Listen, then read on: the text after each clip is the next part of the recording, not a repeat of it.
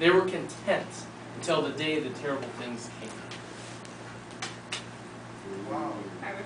I haven't seen that in a very long time. Little rabbits. Little Rabbit saw their terrible shadows before he saw them. They stopped at the edge of the clearing, and their shadows blotted out the sun.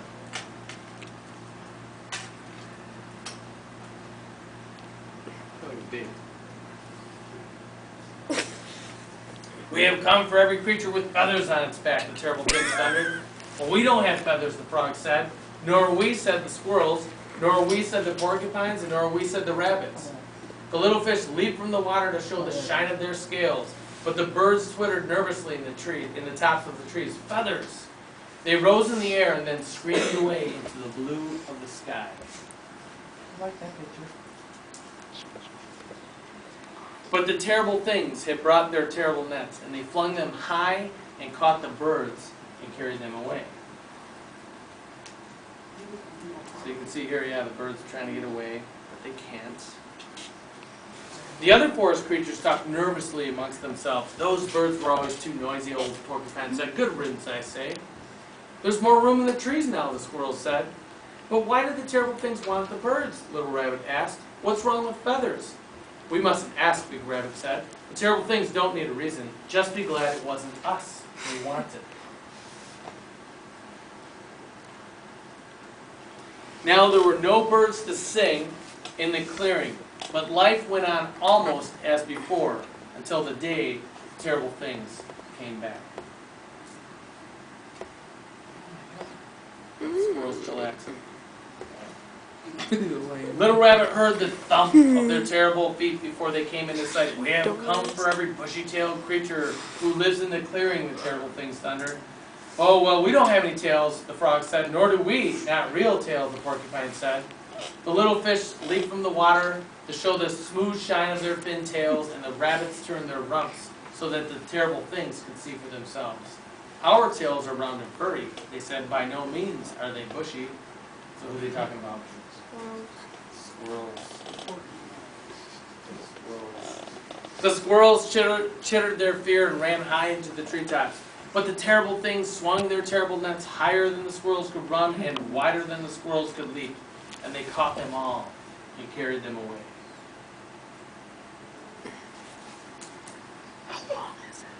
Those squirrels were greedy, Big Rabbit said, always storing away things for themselves and never sharing.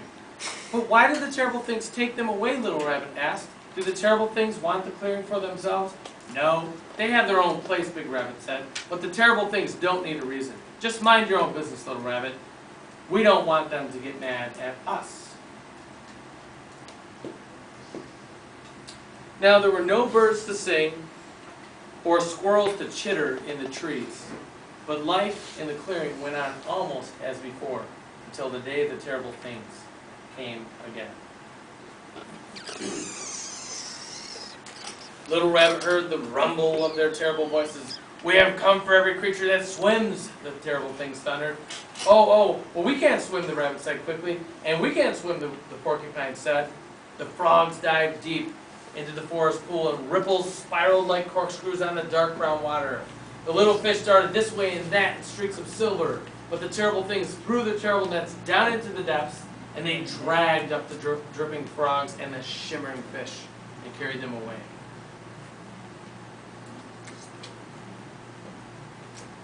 Why did the terrible things take them, Little Rabbit asked. What did the frogs and the fish do to them? Probably nothing, Big Rabbit said, but the terrible things don't need a reason. Many creatures dislike frogs, lumpy, slimy things. And fish are so cold and unfriendly, they never talk to any of us. Now there were no birds to sing, no squirrels to chitter, no frogs to croak, and no fish to play in the forest pool. A nervous silence filled the clearing.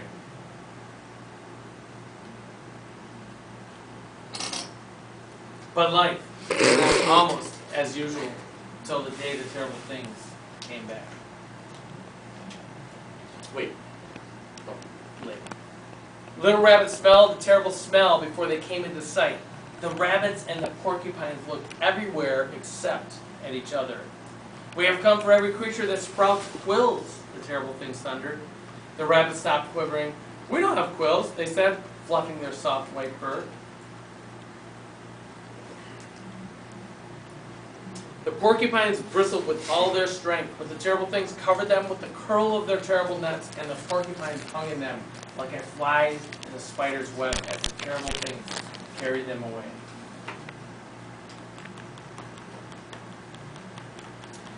Those porcupines were always bad temper, Big Rabbit said shakily, prickly, stickly things. This time Little Rabbit didn't ask why.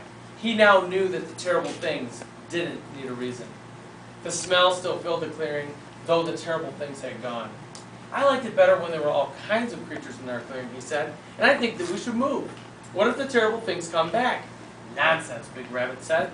Why should we move? This has always been our home, and terrible things won't come back. We are the white rabbits. It couldn't happen to us. As day followed peaceful day, Little Rabbit thought Big Rabbit must be right, until the day the terrible things came back.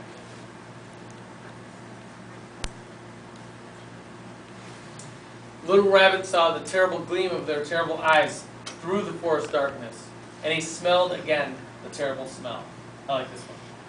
As you can see their eyes in the forest.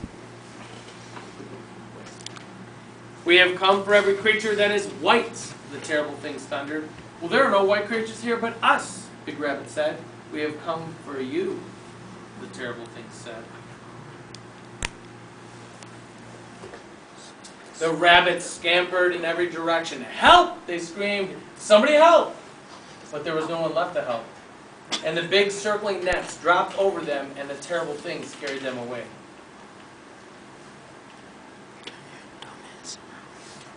All but Little Rabbit, who was little enough to hide in a pile of rocks by the pond and smart enough to stay so still that the terrible things thought he was a rock himself. See if you can find Little Rabbit.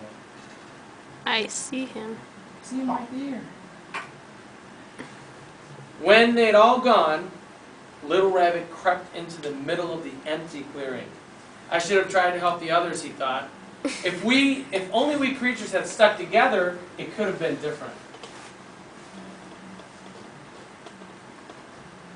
Sadly, Little Rabbit left the clearing. He'd go tell other creatures, forest creatures, about the terrible things. He hoped someone would listen. Okay. Does anybody, keep it going, does anybody know what the moral of this story is? Justin? Stay with your pet. Okay. So, stay with the group. Stay strict. Stay what? Like always. Help others, okay. I'm sorry, what? Not think you're better than other people? Possibly, okay. What else? Once I read this, you're going to go, oh, I get it. Like I have. You want to read it again? No. So I didn't read you the first. Go ahead. The terrible things humans. Possibly, yes. Anybody know? I'm surprised you didn't get this, actually. Go ahead. Is it related with the Nazis? Yes, it is. How is it related to the Nazis? They thought they were better than everybody else? Kind of. Anybody else? Keep it right here. It's the slow extinction of races. Slow extinction of races. Okay. Correct. What races were possibly persecuted during the World War II? Even before World War II? Jews, possibly Muslims, gypsies, people that were homosexual, political prisoners like in the Gulag like we talked about. Guys, it wasn't just the Jews. The Jews were the main focus of the Holocaust, but they weren't the only ones. Now, Eve Bunting, when she wrote this story, she had a little saying in the front, so I'm going to read that to you right now. In Europe, during World War II, many people looked the other way while terrible things happened. They pretended not to know that their neighbors were being taken away and locked in concentration camps. They pretended not to hear their cries for help. The Nazis killed millions of Jews and others in the Holocaust. If everyone had stood together at the first sign of evil, would this have happened? Standing up for what you know is right is not always easy, especially if the one you face is bigger and stronger than you. It is easier to look the other way. But if you do, terrible things can happen. What if we would have stopped Hitler before he got to a point where he was unstoppable? Would history have been different? Sorry. Yeah. No, I was saying, like, what if people that were sitting there watching the concentration camps, like, you know, like towns and stuff, actually, like at least protested, you know what I mean? They didn't do nothing. Alright, what do you think would have happened to those people? They would have got killed, but I mean, it makes a difference. Would you put your life on the line? Actually, I would. If I was to save like 100, even 2 people, you know what I mean? You'd do that? Yes. Okay. Well, say you're safe. Okay. I mean, I would trade my life for like 2 lives, or even 1. Okay.